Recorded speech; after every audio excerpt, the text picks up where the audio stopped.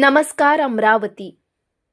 अमरावती जिल्ह्यातील तिवसा मार्गावर आज भीषण अपघाताने खळबळ उडाली. गोवंश वाहतूक करणाऱ्या भरधाव ब्रिझा कारने दुचाकीला जोरदार धडक दिल्याने दोघे जण गंभीर जखमी झाले आहेत. ही धक्कादायक घटना तिवसा राष्ट्रीय महामार्गालगत पाईप कारखान्याजवळ घडली. अपघातात वनी ममदापूर येथील प्रफुल्ल लवणकर आणि 15 वर्षीय मोहित पुनसे हे गंभीर जखमी झाले असून त्यांना तातडीने अमरावतीला हलवण्यात आले आहे. माहितीनुसार नागपूरहून अमरावतीकडे येणाऱ्या MH12WZ1673 क्रमांकाच्या ब्रिझा कारचा अचानक टायर फुटला. त्यामुळे चालकाचे वाहनावरील नियंत्रण सुटले आणि कारने दुचाकीला मागून जोरदार धडक दिली. मात्र अपघातानंतर समोर आलेले दृश्य अधिक धक्कादायक होते. अपघातग्रस्त ब्रिझा कारमध्ये तब्बल 5 गायींची अवैध वाहतूक सुरू असल्याचंही उघड झालं. यातील 3 गायींचा जागीच मृत्यू झाला तर 2 गायींवर उपचार सुरू आहेत. विशेष म्हणजे या वाहनात 3 वेगवेगळ्या नंबर प्लेट आढळल्याने संशय अधिक गडद झालाय. अपघातानंतर चालक घटनास्थळावरून फरार झाला असून पोलिसांनी त्याचा शोध सुरू केलाय. पोलीस निरीक्षक गोपाल उपाध्याय यांच्या मार्गदर्शनाखाली या प्रकरणाचा तपास सुरू असून